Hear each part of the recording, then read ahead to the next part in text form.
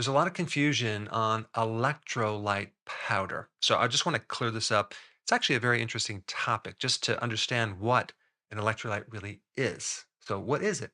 Well, an electrolyte is an electrically charged element or mineral. What does that mean? It's basically a mineral that is free, allowing it to be an ion. Now, what is that? Well, normally, if you've ever taken chemistry, you'll see that it has either a negative or positive charge around this mineral. Without getting too technical, all you need to know is these minerals, when they're free, are ions, which means they can conduct electricity in water. So they have certain charges. And then the body can use these different charged minerals to allow movement. You can kind of think of it like a battery. In a battery, you have minerals, which are flowing electrons from one point to another, creating this current. So electrolytes contribute to this electrical phenomena that occurs in the body. So I just want to give you a quick demo to really make sure you get this concept before we move on.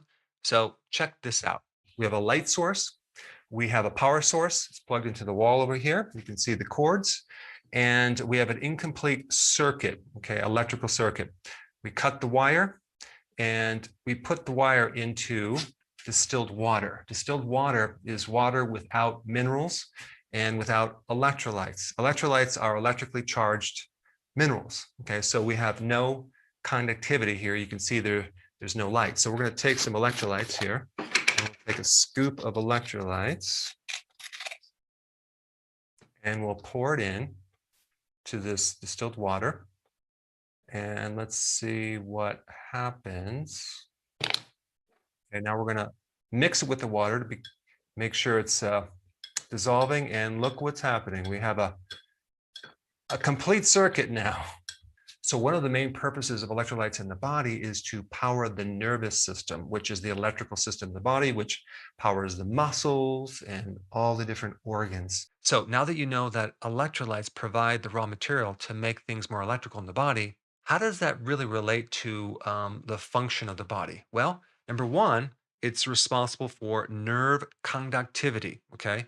The transmission of nerve impulses. And so if you have a problem with electrolyte, you'll have a problem with these impulses and it can affect the pacemaker of the heart. You can have palpitations. You can have various nerve issues. You can have stress in the nervous system.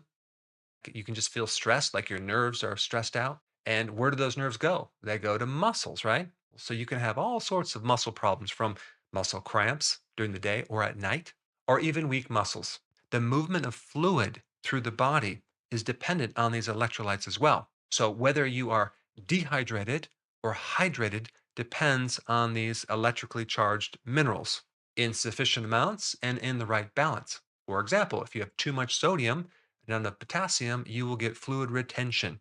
Also, pH is dependent on these electrolytes as well. So each part of your body is a different pH. And so if one part becomes too far to one extreme versus another, you can have all sorts of issues. And the different pHs of the body activate different enzymes. For example, if your stomach pH is not acidic enough, certain enzymes will not be activated and you can't digest food.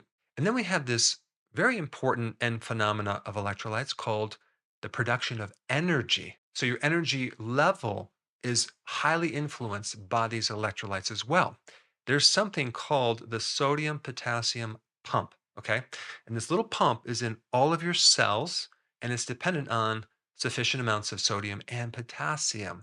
And this pump allows the cell to become like a battery so it can store charge. And 30% of all your energy is dependent on that pump. And it's really easy to get sodium in the diet, but it's more difficult to get potassium simply because our potassium requirements are so high. We need like 4,700 milligrams of potassium every single day. And the question is, where are you going to get that? You can get it from the diet if you like salad and vegetables, which most people don't, because you would have to consume minimally 7 to even 10 cups of salad with other foods to get this 4,700 milligram requirement. So many people enhance their diet with electrolyte powders. So if you're deficient in electrolytes, you can feel weak, fatigue, brain fog, dehydrated, palpitations, dizzy. Why would you be dizzy? Well, because of the hydration effect in your blood. So you have enough blood or volume of blood to maintain the blood flow up to your brain. It's kind of like if you were to give blood and take too much blood out and you wouldn't have the volume, you would feel very dizzy and faint. So it's the volume of blood and the pressure, both, by the way, controlled by electrolytes, that can greatly affect many different things related to feeling dizzy when you stand up or even high blood pressure. There is a big correlation between low potassium and high blood pressure. I mean, you probably heard your doctor, if you have high blood pressure, he's going to tell you to avoid salt. But unfortunately, patients are not told to increase their potassium levels, which actually is more important. And if you're deficient in potassium, you can have cramps in your calves, especially when you're sleeping at night. All right, next topic I want to get into is how do you create a deficiency of electrolytes? Well, many different ways. By consuming refined carbohydrates or sugars, you'll retain sodium, but you'll deplete potassium, magnesium, calcium, and other things as well. Being on a diuretic can cause you to become deficient in sodium as well as potassium as well.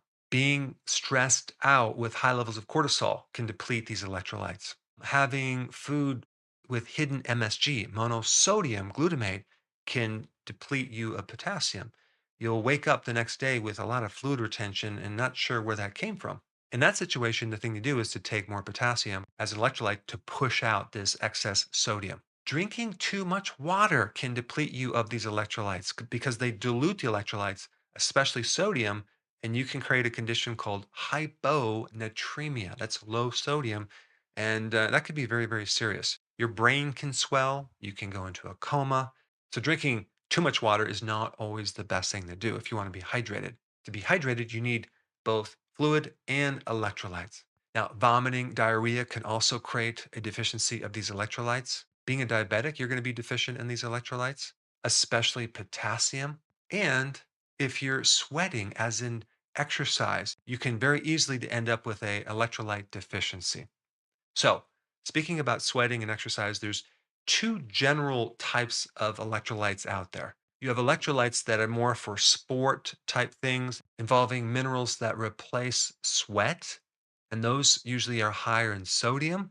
And then you have other types of electrolytes, like this one right here, which is my brand, which, of course, I'm not biased on the quality of ingredients in this product. But this one, being a regular electrolyte, has very high levels of potassium, like 1,000 milligrams of potassium, 75 milligrams of calcium, and 60 milligrams of chlorides, and only 40 milligrams of sodium per serving size. That's then compared to the sport version, which is 500 milligrams of sodium.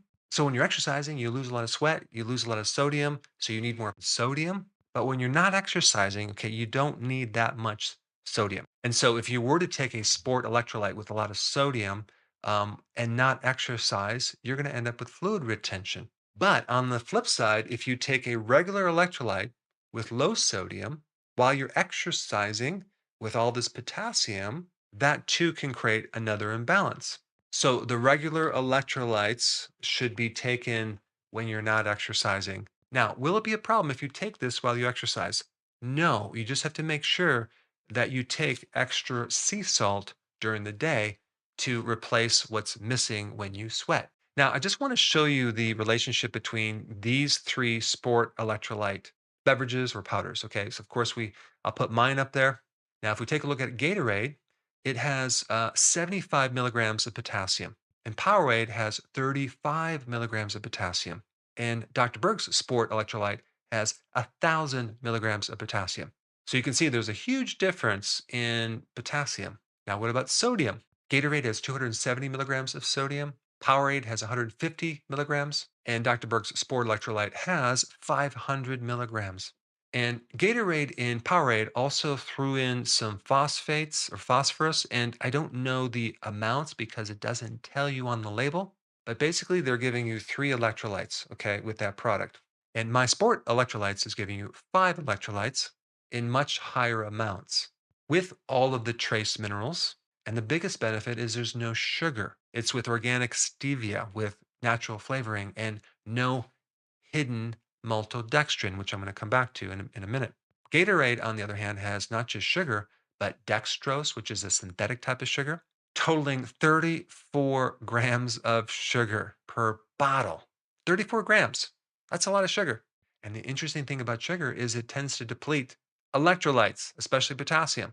Powerade has fructose, giving you 21 grams of sugar. So Gatorade and Powerade has a few electrolytes and a lot of sugar. Now, of course, they're going to taste good and they might appear to work, but honestly, it's just colored sugar water.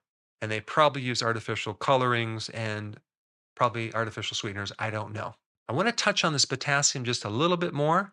Potassium also helps with insulin sensitivity. If you're trying to lose weight, if you're trying to regulate your blood sugars, you want to make sure you have enough potassium because potassium can help those conditions. Potassium also regulates pulse rate. If you're low in potassium, your pulse rate tends to go higher, your blood pressure tends to go higher. And the other interesting thing about potassium is that it's part of the glycogen storage of sugar in your liver and your muscles. The way you store sugar is through all these little sugar glucose molecules strung together, okay, and that's called glycogen. And you need potassium for every molecule of glucose to store it. So there's a lot of potassium that's locked up within this glucose molecule, as well as a lot of water. In fact, there's 3 times as much water or per gram of glucose, and then you have potassium with that. So when someone is on the ketogenic diet and they get rid of a lot of the stored glucose as glycogen, they also can get rid of the fluid that comes with it. This is why they lose water weight within the first week or so, or 2 weeks, as well as a loss of potassium. And this is one reason why, if you're going to start the ketogenic diet, you want to take electrolytes at the same time to make sure you're not deficient in potassium and magnesium and other electrolytes. Now, one more really interesting thing about electrolyte powder that you probably have never heard before.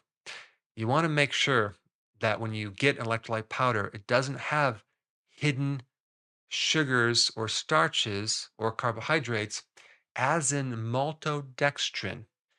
Maltodextrin is considered a starch, even though on the glycemic index, it's higher than glucose. It's like way above 100, and yet it's not classified as a sugar, even though it behaves worse than a sugar.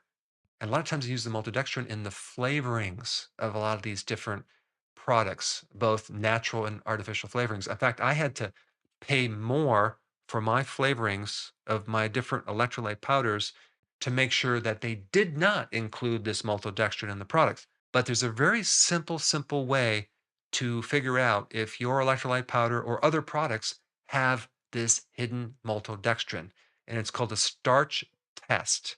And all you do is you put some of these electrolytes in a little glass, okay, dissolve it, put a couple drops of iodine, and if it turns purple, okay, it has hidden starch in it, most likely this maltodextrin. If it doesn't turn dark purple and it stays kind of yellow, like iodine should look like, it does not have a starch in it. Okay, one last point. How much sport electrolyte powder should someone take per day? And they come in a single serve stick pack. Okay, so 1 scoop would be one of those stick packs in some water per day. Now, because of the censoring and the suppressing of the algorithms on YouTube, it's becoming more difficult to find my content. And there's a lot of content that I cannot put on YouTube, unfortunately. So to make sure you have full access of all my information, go to drberg.com and subscribe to my newsletter by clicking the link down below in the description. I will see you on the other side. Since we're on the topic of this important mineral potassium, if you haven't seen this video, check it out. I put it up right here.